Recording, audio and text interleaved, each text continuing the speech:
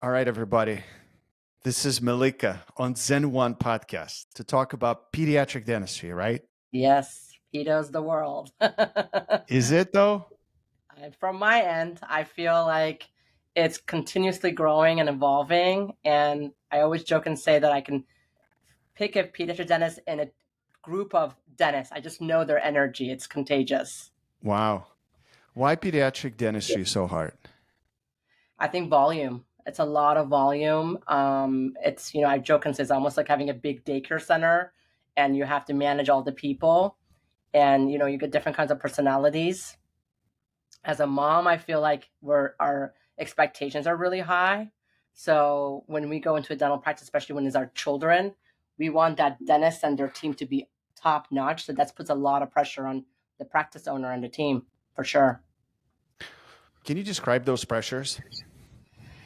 Yeah, I think it's, competition of the pediatric dentist across the street. It is the pressure of in moms groups of saying that pediatric dentist was moody and running to that mom in the grocery store on a soccer field, because a lot of times the pediatricians that open practices, they open in the community where their kids go to school together. They're on the same baseball team, soccer team, football team. So it's a lot, like you're on stage at all times. So that behavior is not just shut off when you leave your practice. So that puts a lot of pressure on them. And then the team, a lot of times pedo practices hire younger generation. I say the Gen Zs, and they need to keep them excited and engaged. And it's not easy. And I feel the Gen Zs have a lot of opinion. They want that work-life balance, which I say, I wish my parents had taught me that because I work super hard. But I feel like they want to work 20 hours, have fun. And so there's a lot of that is putting pressure on the pediatric dentist to keep the staff engaged, keep the parents happy, and make sure that the kids have a great experience. So it's a combination of it all together. What do you think is the hardest? The patients, the parents, or the Gen Zs in the office? I think that definitely not the patients. I think the patients are the easiest part. I think it depends on the practice culture. It could be the Gen Zs or it could be the parents. But I feel like you still have more control over the parents in the way of, as long as you're confident in what you provide, the parents will lean in. The staffing is the hardest part, I really think, right now at least. Do you think the staffing with pediatric offices is harder than GPs? Yes, I do, because I work with both right now, and I feel like again, younger generation, they want that balance, and they want to be continuously engaged and excited, and they want tools to do that, technology. Whereas in GP practices, I feel like you know, people like me can work in a GP practice, and I don't need to have all the bells and whistles, and I still will be content. I think that keeping the Gen Z's content has become difficult because of just the world is just changing, and they want those technology, they want the excitement that's some practices just can't provide right now. Wow. This is so interesting. I had to adjust a little bit because it's like it was, No. I didn't like this. Um, can you describe, because I've never heard this before. This is so interesting. I'm excited to talk about the Gen Zs in the practices specifically. I think that's workforce is entering, and either you like it or not, we can. I like how boomers like to poo-poo on Gen Zs, and Yeah. it's such a huge age gap that I don't think they can even comprehend each other. So it's almost like for Gen Zs, the boomers are almost like aliens. Like Yes. forget about Yeah. it, right? Yes. Yeah. So and we're in the middle. I feel like you and I are the same age. We're like, wait a minute. I grew up without a computer, and probably I'm gonna go and retire without a computer. Like it's almost like this full arc that we're going through. Yes. So what kind of excitement do you think Gen Zs are looking for at workplace?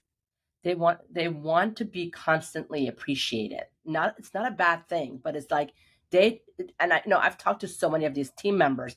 It's more, don't tell me just thank you. That's not like it, know that I did, like, know that what I'm doing is helping your practice. They want to be involved. Let me say it that way. They want to be big part of the puzzle, which a lot of my clients say they're wonderful, but our generation and the boomers are just like, I'm just doing my job. I don't need to be praised. I don't need to be, given more tools to utilize. I'm going to figure it out.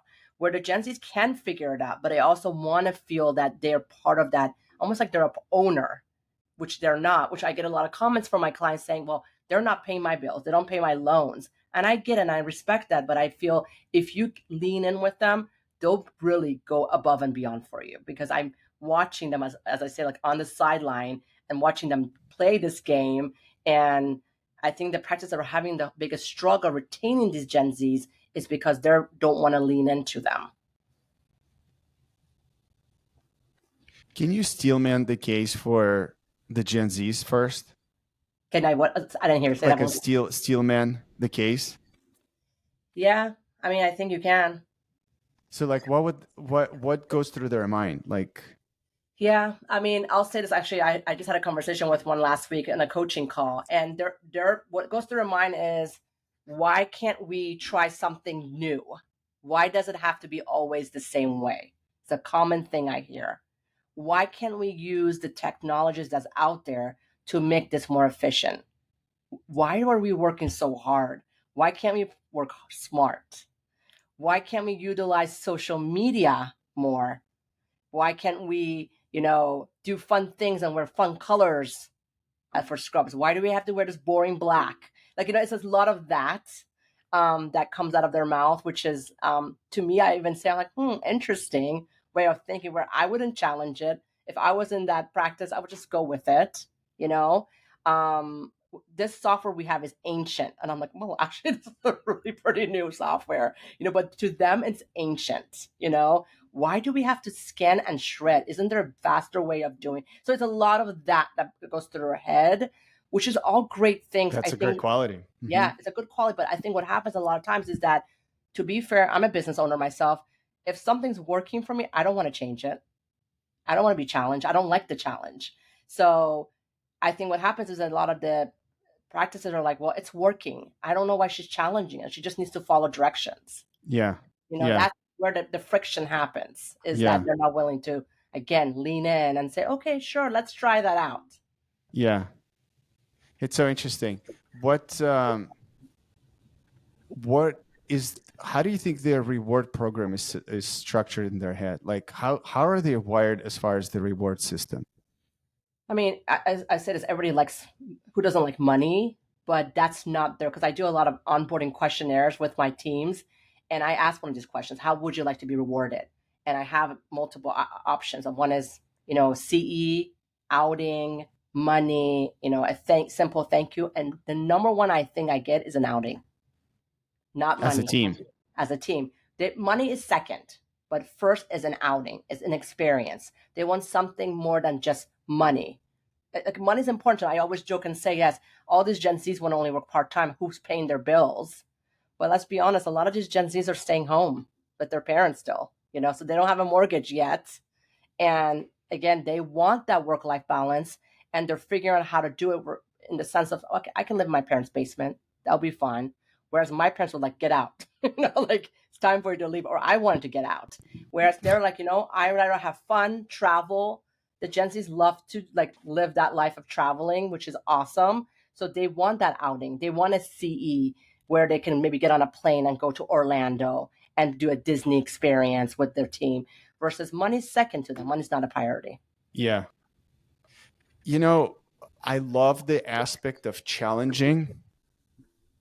I think sometimes if we look at the other side, I feel that sometimes I get a feedback from the owners, the business owners, the doctors, that they lack the tact. Like they don't know how to even ask. Like it comes off the wrong way, right? So like it's more from like arrogance than confidence. And let's be honest, like at 20 years old, it's all arrogance. Like when I was 20, like my scale between arrogance and confidence was way off, right? So like now it's tipping in the other direction. Correct. And so you can't expect a 20-year-old not to be arrogant, which is totally fine, I think. But how do you feel about that? Like where, like I feel like they need a little patience too. Yes, when I use this analogy to say, when you hire Gen Zs, it's almost like you have a child. Not nothing against Gen Zs, I'm not saying it in a negative way, but it's like you need to have the patience as if you have a small child, and you're gonna get acclimated with them. You're gonna have your personalities, and so is that employees. Get to know them, lean in. It's like a Gen Z walks in, they want an onboarding checklist. They want to know what's happening the first week. They want that wow factor. You can't just say, hi, for example, Malika, here's your desk, here's your login, figure it out. Don't lose it. Where that's what we do a lot in practices. We're just like, hi, I'm short staffed. Here's Dentrix's login, figure it out. Literally, they're done. I'll get texts from people that have been hired saying, Malika, this is not working. He's not even giving me onboard checks. They haven't welcomed me. They haven't said hello to me. The whole team hasn't made me feel welcome. That's what they want. Where the old, like me and you would probably be like, okay, we'll figure it out. Right. Yeah. That's the difference, where I feel like the doctors, when I approach them about this, love my clients, but they're like, well, they need to get over it. Yeah. It's like, well, Toughen up. Tough it up, or that's not how I learned, but that's how I didn't learn either. But we got to change with the generations and what's coming in front of us, or else we're going to be short staffed, and you cannot do it without your team anymore. Like you need, especially pedo, the volume they see, they have to have a team. Yeah. That's the difference. I don't have Gen Zs on my team yet, but I think I already have conversations with my team about work-life balance. And I constantly, even on this podcast, talk about it. It just comes up all the time. I spend time discussing with my team that, look, like you might want to travel now, but in 10 years, you wouldn't be able to afford to travel because your desires will change. Very true. Your appetite will change. You can't always stay at the hostel like for $20 a night, which is probably now $40 a night with inflation. Yeah. And so and if you don't improve your skill, if you don't grow as a professional, you're stuck. And then you start a family. If you do start a family, which is going to be also interesting to see how that dynamic plays out. Right. Have kids, don't have kids.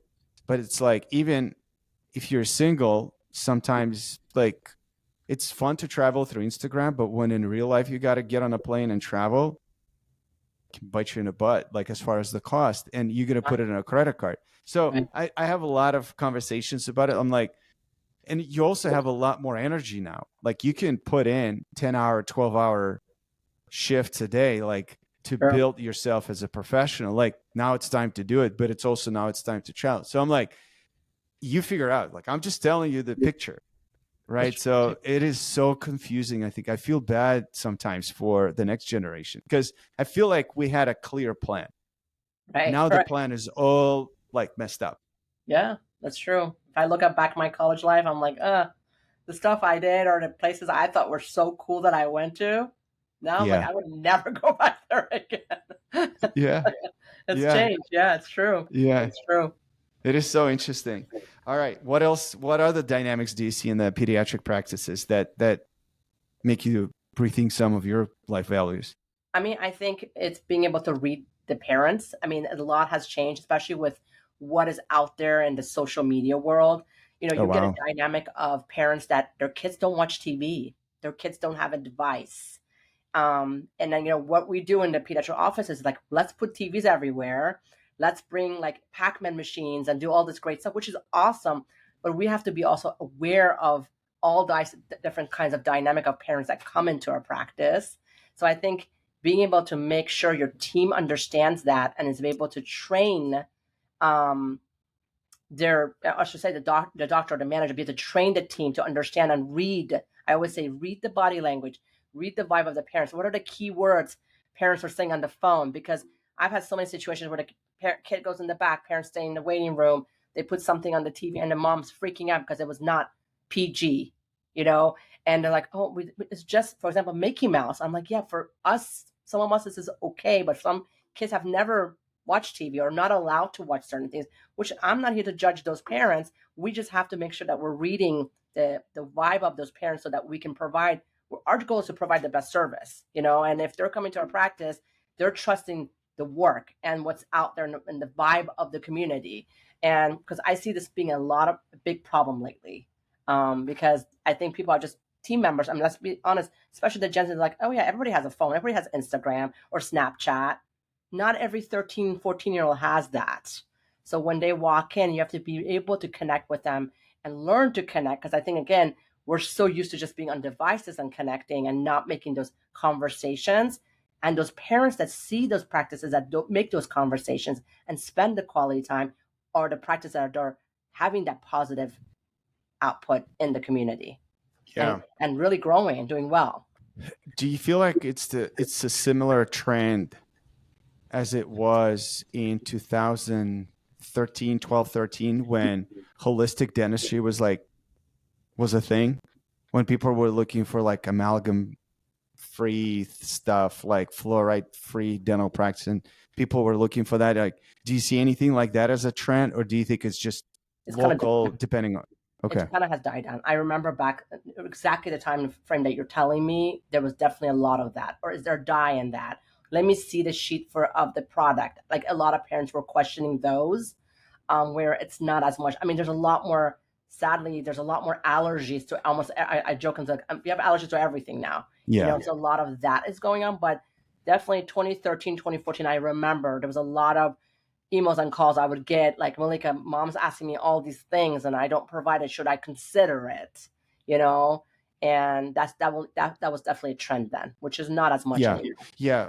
And I think what I'm trying to see is, back then it was like a pretty big trend. Do you think that what you see right now is at the similar scale that Yes. is the Yes. trend, or Yes. even bigger? I think bigger. I Oh, honestly wow. think bigger. I think, because the only reason I say this is because I'm hearing about it so much. And even myself as a parent, when friends come over to hang out with my boys, sometimes they text Malika, he's not allowed to have a device. I know your son has a Switch, but Johnny cannot, blah, blah, blah. Okay, understood. Sometimes I joke, I get a whole text of all the instructions. It's a lot of that that's happening more. I honestly don't know the reason why. I think there's some fear of kids just getting too much exposure, which I understand. Not that my kids are on devices every day, but everybody's parenting is different. And I think what's again challenging with pediatric is that these pediatric dentists have to deal with the parenting styles too. When their kids are sitting when the patient's sitting in the chair, depending on how the parenting is, it affects their relationship with that patient chair side, to make sure that child has a good experience, it's good dentistry is done, and the parent walks out. So there's so many aspects that have to happen before that kid leaves the room. It's a lot of pressure. Yeah. So before this podcast, I was considering to go to dental school and become a pediatric dentist. To say the least, you changed my mind. But I say it's a great, I say it's a rewarding profession, only because, especially when I hear my clients talk about this. Oh my God, I used to see him since he was 3. He's about to go to college. It's really rewarding. And I joke and say, like, adults are grumpy. We're all grumpy and moody. Kids with a balloon, with a toy, with a coin, they're happy and they leave. It's more you dealing with the parents and making sure the parent, because let's be honest, as a parent, if my kid's happy, I'm happy. Yeah. And then at the end of the day, you need to shut down the doors and leave the practice, and you have Gen Zs jumping up and down with thousands of ideas. So you're like ready to shoot yourself. And they're like Yeah. making you do reels. Like, I get my clients saying, like, I don't like to be on social media. My staff says I have to do this new reel and do this and jump here and jump. And the thing is, they feel like they need to, because they need to be with the trend.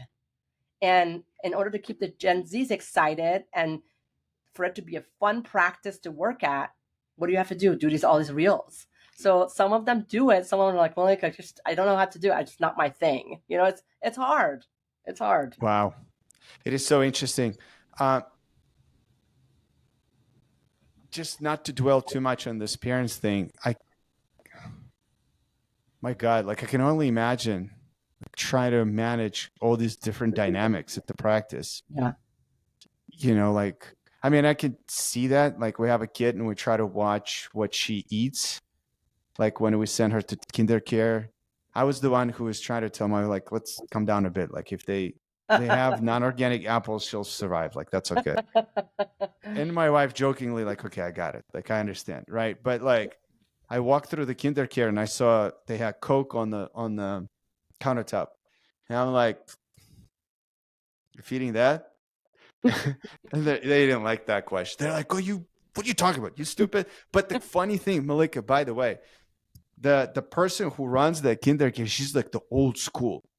She's telling us what to do. She's like, I don't care. Like, either you want it or not. This is how we're doing it. I'm like, all right, let's try it that way. Right. It's kind of fun. Right. So, but you can't Right. do it at a dental practice, I would assume. No, I mean, Yeah. I always say like you can get away in a pediatrician office somehow, but in a pediatric dental practice, it doesn't go. Yeah. It doesn't go. That's interesting. So you also mentioned that you're a marathon runner.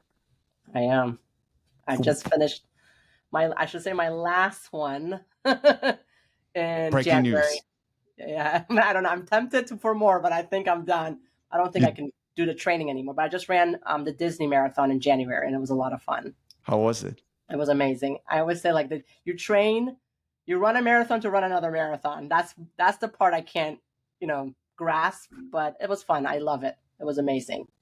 Can you describe the thrill of crossing the finish line? Oh, it's unbelievable. I mean, this time I'll be honest, I was emotional because I think I felt like this was my last one potentially, and I was running with a dear friend, and she's like, "Are you crying?" I'm like, "I don't know why, but I think the adrenaline, the high of it, and the train that I put into it because it was like my kids are older. There's a lot of like my business is busy, so I'm trying to juggle so much. So get up 4 or 5 o'clock in the morning to do the training was a lot, and I think crossing that line was like, oh my god, I did it. I because a lot of it's mental. I don't know if you're a runner, but I truly believe that a marathoner is 80% mental. And for me, it was taking that challenge mentally and saying like, I can do this no matter what.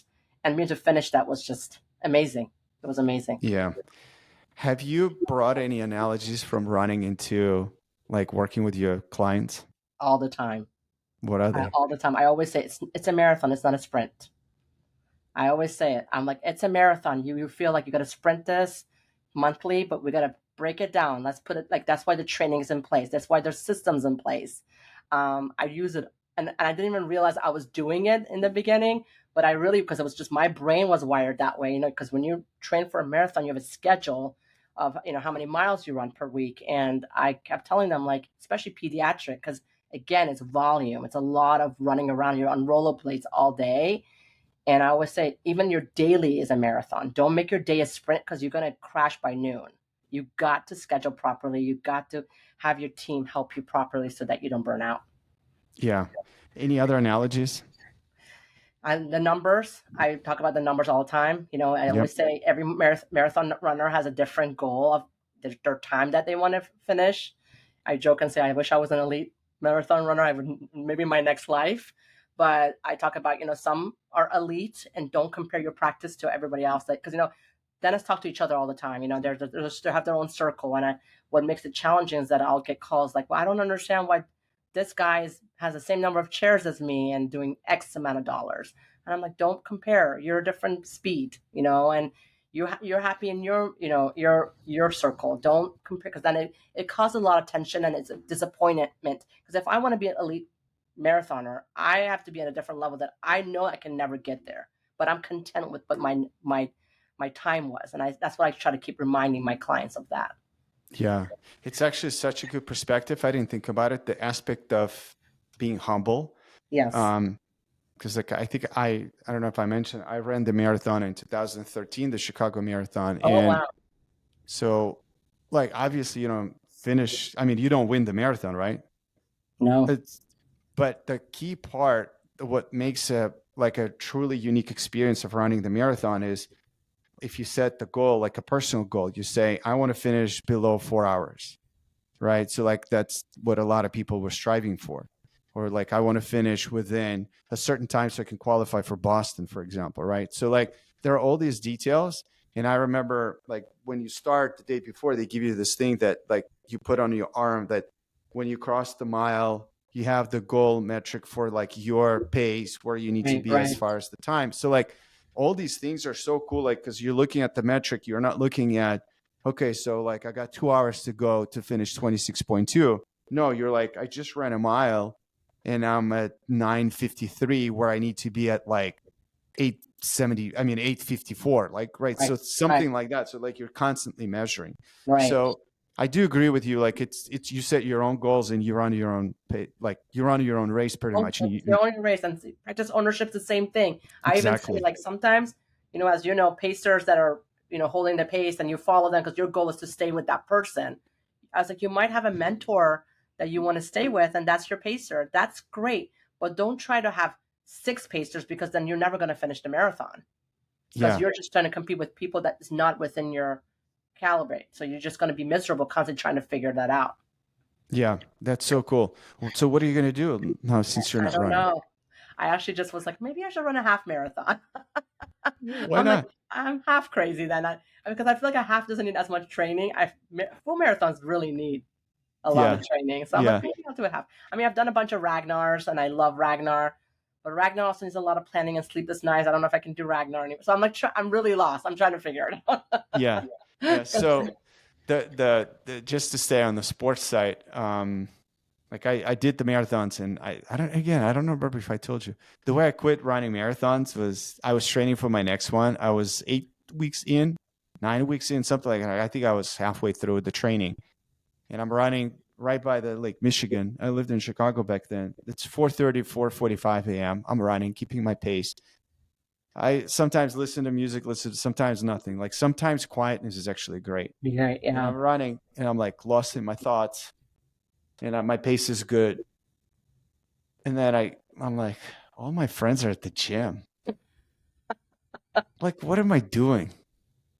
Like they literally texted me the night before, like, yo, we're gonna do legs day. And I'm like, all right, I'm done. So I just literally turned around, went to the gym, had lots of fun, and I never went back. So like I never Wow. even tried after that. Because I'm Wow. like, I think I put my check mark, I'm good. I love like the whole team sports. And then my last thing was like I gotta start doing something. Right before COVID, I did a couple of practices, but then right after when I moved to Austin, I started playing hockey. And then the nice part about it is, and I talked to my friends about it who are dentists, I'm like, running is great. The problem for me personally was you're still in your thought. And when I play hockey, it's like a meditation because when I'm on the ice, all I think about is the game. Like my wife comes to watch me play with my little one and I don't see them. I don't even know where they at. Like we're so in a game. And when I leave the ice, I'm like, whew, that was great. Like my brain is refreshed. That's a It's good the point. best form of like the When meditation I for me. run, all the ideas what comes in my head. I'm like, I gotta do Exactly. this. I should do Yeah. that. It's like it's actually the best time for me to like think of things and create ideas, or whatever. Yeah. Write something. Oh, here's the topic I want to talk about. But you're right. I didn't even think about that. That's Yeah. a good point. I stole it from some, I don't remember who, but they're like, running was phenomenal. But the person who I listened to started jujitsu. And they're like, all I'm thinking on the mat is survival. And that's a complete switch, like for the brain to like get off the work, True. think about survival. Yeah. So it's just like fun to Good think about. point. It's a great Yeah. point. Yeah. Yeah. So when you start working with dentists or like with practice owners, do you look at, or is it part of your job, or is it part of your excitement to work with somebody to look at their balance like throughout the life? Like, do they only work? Like, do they spend time on their own? Like, do they have CEs? Do they work out? Like, do you go into that maybe like a little bit of a personal side of things, or you I just do. stay on the business side? It's very big for me actually, Okay. because Can I you talk describe about, that? yeah, Hmm. I do. I really go into, and when I do my intake with them, I really go into, yes, they're really big on telling me their professional life, but I'm like, okay, can we talk a little bit personal of what you're comfortable with? And I'll ask, any sports you play, married, kids, what is your goal if X, Y, and Z? How old is your child? Because a lot of times for me it's important, because if their kids like 16, 17 about to go to college, I know that their goals have changed with their practice. Do they need an associate based on that? Because there'll be a lot of traveling. If they're involved on a board of a state for dentistry, if they're speaker. So I do all of that in the sense of saying, okay, here's what you have, here's what you want on a professional goal, and here's your personal goal. And I want to help you align it where you have that work-life balance. Because a lot of times the calls I get are people that's burnt out, or they don't understand why their practice is plateaued, or they're kind of like, I think I'm at a point where I just need to sell to a DSO because I can't do it anymore. And a lot of times they're Yeah. young. So I'm like, Yeah. nothing against DSOs, but I'm like, you're too young to do that. Let me see if I can help you regroup this. And a lot of times it's just they need proper systems, they need better culture, they need to hire an associate. It's an easy fix that I think they just don't see because they're so drowned in everything that's going on professionally and personally. What do you think is maybe like one or two key drivers of the personal pressure? I think it's if they have kids, it's time with their kids that they don't get. So there's a lot of guilt that happens there. And I've had ones where they have two things that have been like big ones I see is something health wise that for them they need to address, and they don't know how to do it, in the sense of they don't know how to like abandon, or they feel like they're abandoning their practice, or sadly they're either going through a divorce or they lost a loved one that's a spouse, God forbid a child. I've had a couple of those situations where they're like, I just don't know what to do. I'm just a robot in the practice right now, but I barely can get out of bed to get there. Or I want to keep my practice, but I just can't practice at the level I was anyway because of this life-changing situation in my life.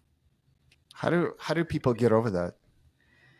Sometimes I have to say it's out of my expertise. You need to get professional like help, but I think it's asking for help. I think that a lot of times dentists, which is awesome, they're very proud of their abilities and their level of professionalism. And it comes, especially again, I go back to the community. They're known in the community or the country club for being that dentist, that entrepreneur. But so they don't want to ask for help. They want to act like everything's just great. So really, I guide them to ask for help. Ask a colleague to cover for you. Get an associate, or potentially bring a partner in. It's okay. Or just work 3 days right now. If you have the financials to, work a couple days less a month, let's do that to start off with, to give you some breather to address whatever you have going on in your personal life. And a lot of times I'll say, like, I've done schedule changes with clients where their production has not changed. Their revenue hasn't changed. It's just being smart with their schedule. And because a lot of times they think they have to be in the office seeing patients 4 days a week, 5 days a week. They don't. They can, schedule properly, or potentially bring in additional hygienist in, and they still can be productive. Interesting. I don't know. It's just I'm trying to figure out how would somebody overcome those challenges in life and still at the same time a lot of it's so balance. deep that I'm like, you need to get some professional help. You can get an associate to cover you for now, and you need to just take some time away. Sometimes I've had one or two situations where it's like, yeah, you need to sell. Like right now, it's like there's nothing else you can do. And a lot of times I try to get in front of it fast, because sometimes if they wait too long, the practice numbers have dropped so much that sometimes they can't get what they need or want. So it's great to like be conscious of that and know when to. I think a lot of times they wait too long to ask for that help or get that guidance, or they're too embarrassed to tell a colleague or a friend about it, because they're like I can handle it, I got it, and that's when it becomes really difficult. Right. That's so interesting. What do you think when somebody graduates from like the residency, they become pediatric dentist? What's the right time before they start their own practice? I always say 2 to 3 years. Work for somebody, learn. Lately, I've seen a couple that come right out and they want to open. More power to them, but I truly feel that it's so important to work as an associate, clinically, to get the confidence you need. It's a lot about the confidence. And also, a lot of the practice you work for, they're open to showing you the business side of it.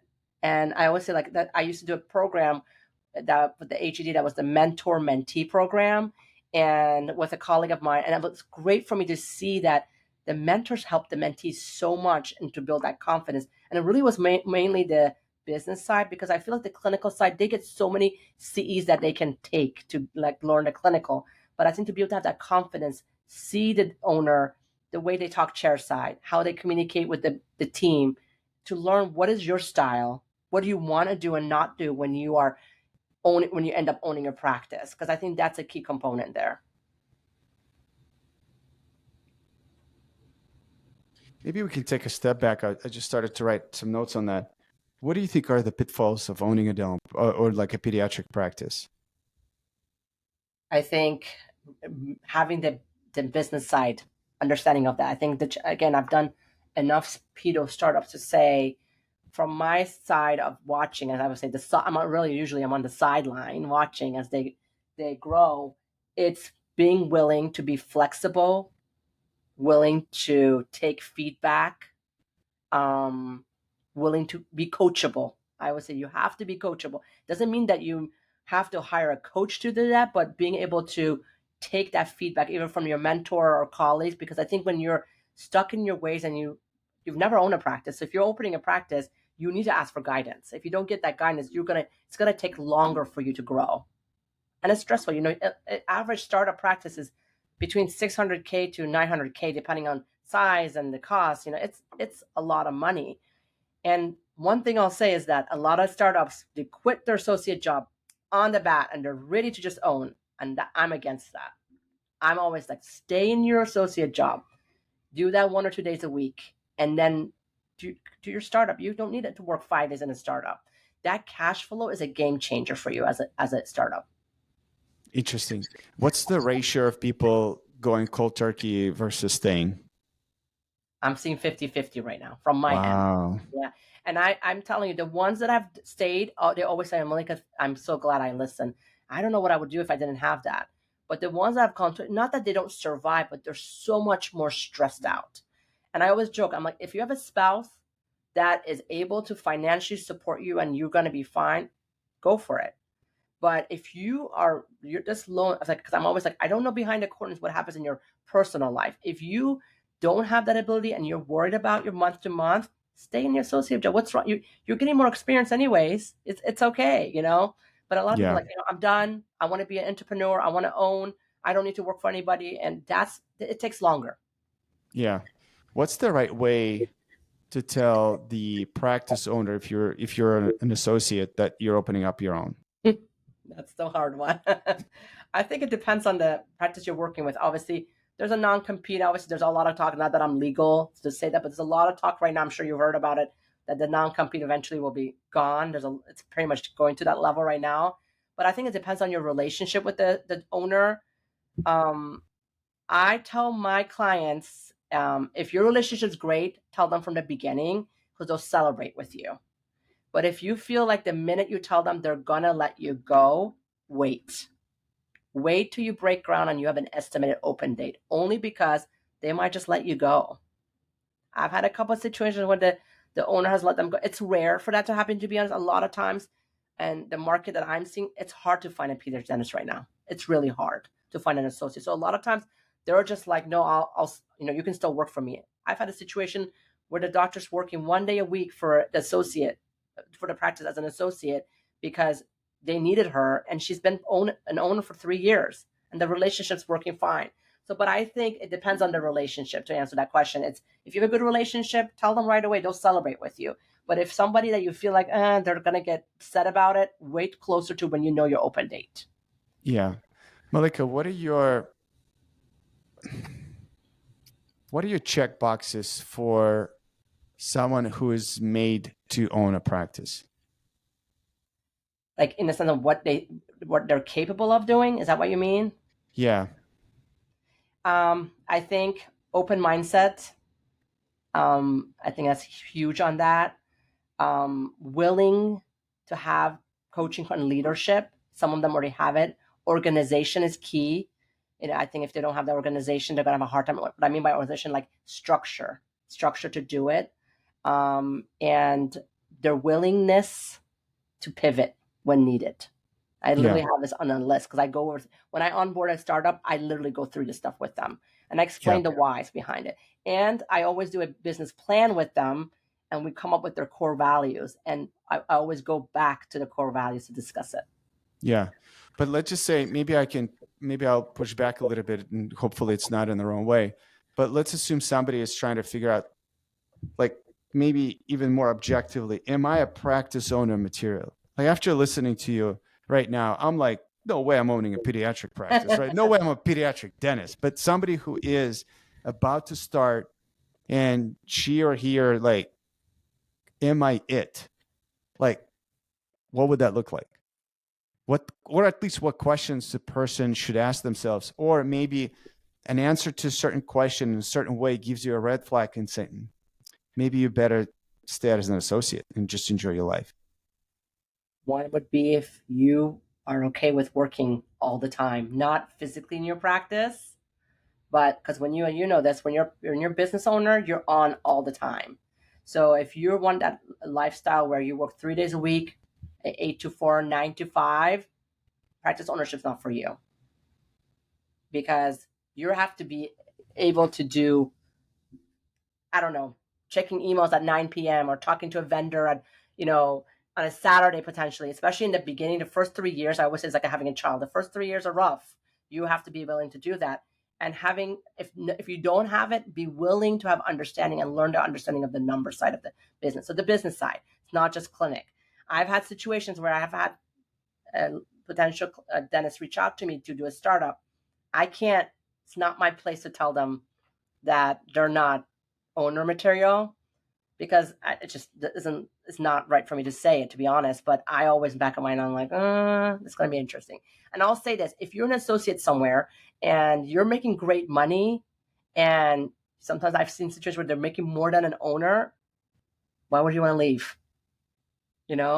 Unless Can you give a number? Like, let's just say if you're making north of X and you really like your lifestyle, maybe you're not a practice owner material. Like, what would that be? What's the number? I've had a situation over $700K a year. Yes. As an associate. Fact. And he was very adamant to open. And I told him, I said, you want to, I'm happy to be that person. And I am humbled that you've considered to work with me. But I just want you to know your take home, literally no admin management stress is this much money. Are you sure you want to do this?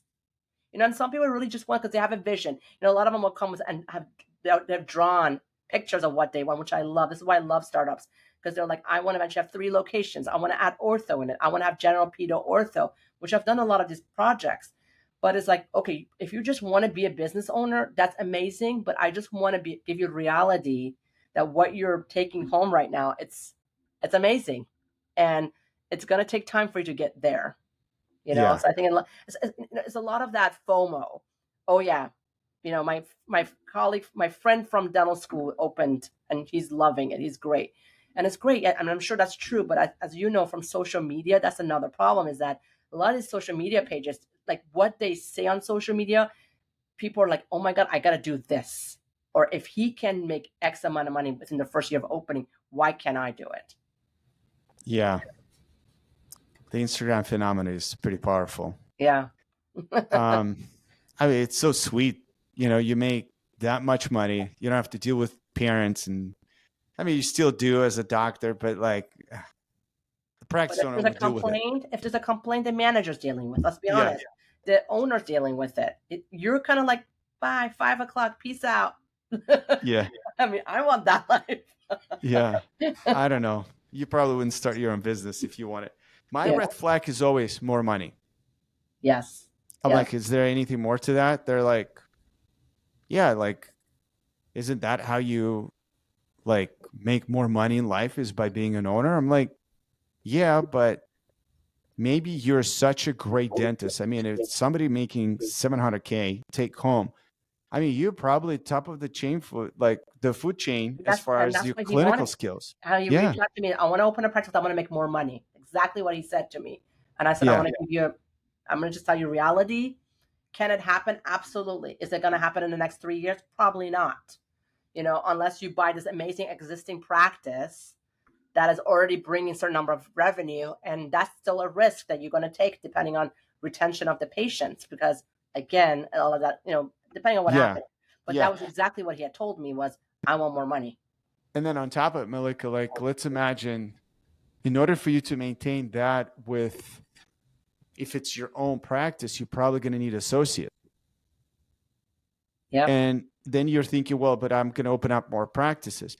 But imagine if somebody, based on his or her clinical skills, got to that level, that means they're like freaks in a good way, as far as how good they are clinician wise. Yeah. And then my question is, would you be able to tolerate somebody else subpar work compared to yours as an associate? And you're going to spend all this time in the chair redoing somebody else's work. Like, I think the mind will go crazy. Like, I don't know, maybe I'm going in the wrong tangent, but I was just curious what you think. No, I agree with you. And I think that's why I say, a lot of times I say acquisitions are great because you buy an existing practice, because the cash flow is kind of already there. It's going to at least do X amount of dollars a month. Whereas a startup, you're like hoping to make that $35K a month. That's your goal. Whereas acquisition, but then you're inheriting the team. as you said, inheriting the seller's work that potentially is going to be your associate now. And, you just have to tolerate it. And a lot of times you have to tolerate it for the first 6 months to a year. I always tell, like, bite your tongue. You don't want to lose patients. Bite your tongue. You don't want to lose the staff, because the staff are the face of the practice. You're the new face. So a lot of that pressure's on you, where before you potentially were working in a practice, they respected you. You were just making the X amount of dollars and it was going great. Now, again, if you want to be a business owner, as much as I joke and say, I wish I could get that money and go home at 5, I could never imagine working for anybody anymore. Because when you become a business owner, it's hard. You're wired in a different way. But if your vision and your dream is to be a practice owner, I think the reality has to also be there that, as you said, more money is not going to come like that. It's going to take time to get there. And That's right. I see a lot of people say it, like, oh my God, I just wish I could go back, because I was making so much more as an associate. And I joke with them, like, no, you can never go back now. Now that you're your own boss, you can't work for anybody. It's going to be hard. Forget about it. Yeah. Yeah, that's Yeah. hard. That is so true. I just out of curiosity, so when somebody opens up a practice, like 2 to 3 years out of the dental school, as you recommend, what's your recommendation as far as building the team? And maybe more specifically, if we can talk about dental assistants. It really comes down, again, back to your core value and your vision and mission that you have for your practice, because it has to align with who you hire. With pedo, depending on, I'll say this, it depends on the state, only because some states don't require a hygienist. So then I recommend that you really hire somebody that has knowledge that you can evolve into the position you want. Not that they would do, like, be a hygienist, but they can still polish and do a lot of that stuff that really helps. But what I love about pedo is that you really can train somebody from scratch. Not that you can in general, but I feel like pedo makes it a lot easier, because they're kids, small mouth. They don't really know what's going on, to be honest. So when the training happens, it's a lot easier and it's fun. So I think that especially when it comes to dental assistants, you really can get someone that is eager and wants to learn it, and nourish them.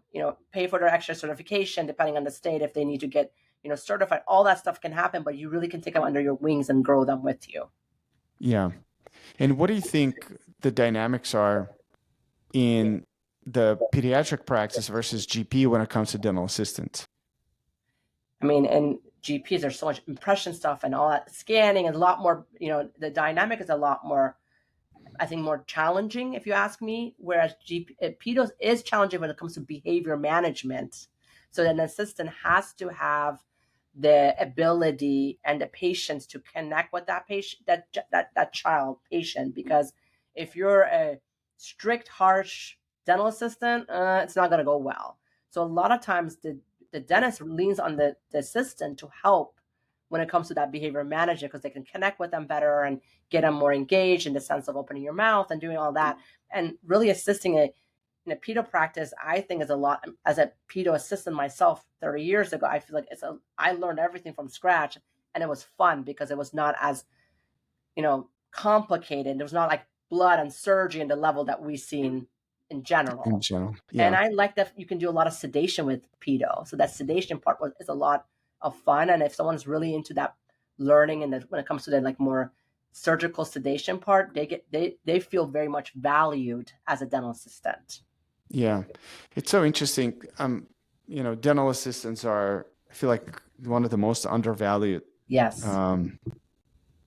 profession within our profession, right? So like when I look at dental assistants, I always try to elevate them, and I'm always siding on the side of a dental assistant more than a doctor. A lot of times you hear, well, these dental assistants and yada, yada, yada.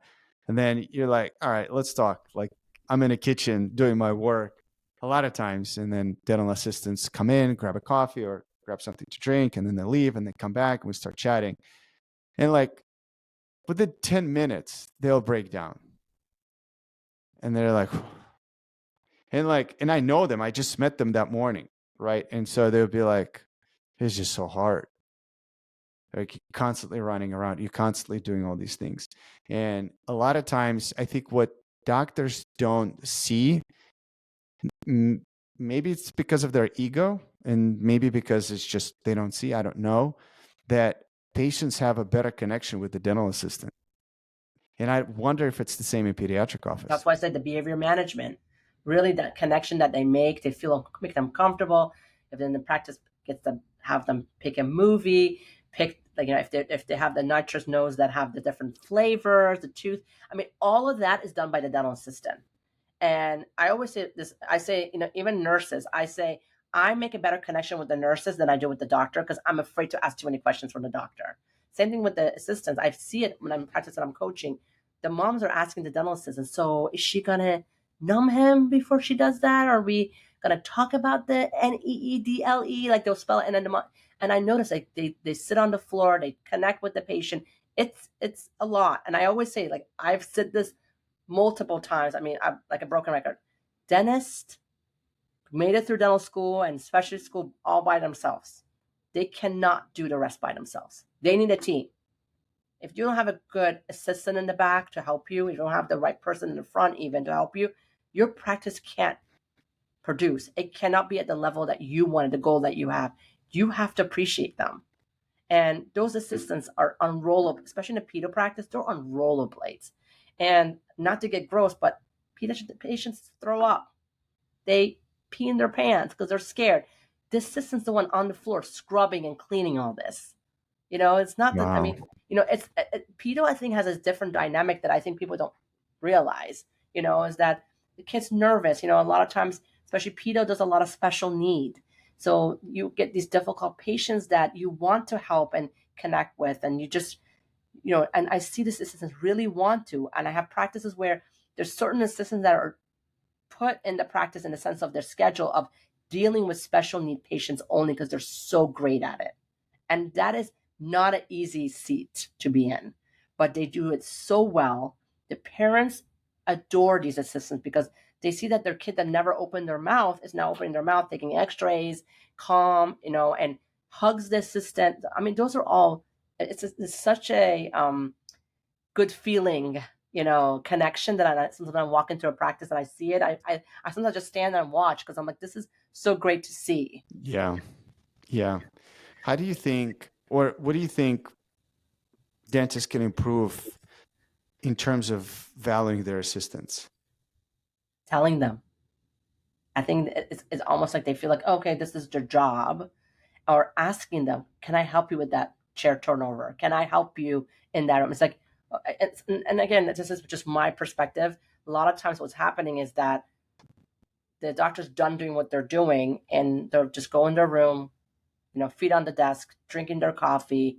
And this poor assistant's like, worked as hard as you did. And she didn't get a lunch. And she's already has to get the chair. Why don't you ask, let me help you turn the chair over so that you can get some lunch? Or let me order you some lunch today. It's the little things that a lot of the assistants that I talk to, they're just like, they don't get it. They're just upset that the cotton roll's not in the right place. They're not realizing that I didn't get lunch all day. I haven't had even a chance to go to the bathroom. I think them appreciating them and hearing them out. I think a lot of times they're just hearing to respond versus hearing to, like, listening to hear, like, and just hear them out, hear what their complaints are or their concerns or their pain points are so that you can either get them help or help them when you have the time to do it.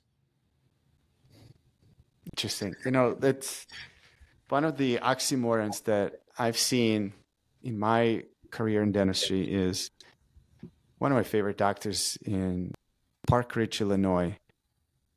When they had a crazy day, he would just go to sterilization without even saying anything. He would just go in, start like washing instruments, loading up the sterilizer as a doctor. Right. Huge. Then go back to the front, sit there, listen to what's going on. Listen to front people saying like, oh, we've got so many calls and we have to return the calls and this and that, and pick up the phone and start calling. And honestly, even patients would freak out when the doctor calls for the follow-up and say, hey, how does the crown feel? Like, do you have any issues, anything you want to come back for adjustments? That's awesome. That's awesome. And I remember like somebody like, again, crazy day, and And he would just walk up and say, Starbucks, anybody Starbucks? And somebody says, yeah. He was like, anybody wants to run and get it? And I was like, yeah. And you just throw the credit card at them and just go get it. Right. So like come back. And I talked to him then once a couple of years. And, you know, they bought a new house and they're doing well and they're opening up a second office, and feels like he's just not concerned about the financial aspect of it. And it still feels like he's a lot more successful than some of my doctors who are concerned about $1 here per hour and tracking hours and making their assistants clean the floors and bathrooms and all that. And I'm like, it is so interesting to me to see that dynamic. Because that he understands the value of his staff. That's the difference. You know, I was speaking at AO 2 weeks ago, and my topic was about retention, staff retention, and this is from the Harvard Business School. If you have a staff that is making $45K a year and you are to replace that staff, it is going to cost you an average of 33%, which is about $15K to replace that staff member. Doesn't matter what position they're in. And I think what happens a lot of times is that dentists feel like, oh, I'll just replace them. It's not that easy. And I always say $1 or $2 raise to someone that is good, valuable, and knows how to do their work, and you've already shared your secret sauce in your practice with them that they can potentially take somewhere else. It's a lot cheaper, and it keeps everybody happy versus you trying to start the hiring process again and find that it's going to cost you, like, if someone's making 45K, literally 15K. And I don't think they realize that. They're just worried about $1 here and there versus, okay, actually that's going to cost me $15,000. And it's going to cause the stress on your remaining team. Yes.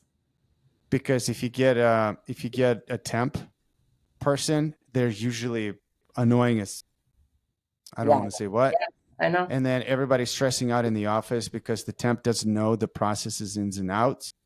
And you could potentially lose another one because they're like, you know what? I'm out of here. Yeah, 100%. You know what's one of the biggest things I hear from dental assistants when it comes to like being satisfied in a practice? What is it? They want to see the ladder of growth. They're like, I want to know. Like, I literally had a conversation 2 weeks ago with one of the DAs at an office in Austin. And he's like, I want to make more money. Obviously, I don't want to make more money at the expense of the practice, which was mind-boggling to me when I hear that. So they're like very understanding of what's going on. Sure. But the person was saying, look, but I wish there would be some kind of like a program where if you start a sterilization tech, you make $15 an hour. You start assisting, you start making $19 an hour. You start assisting on complicated cases, you make $21 an hour.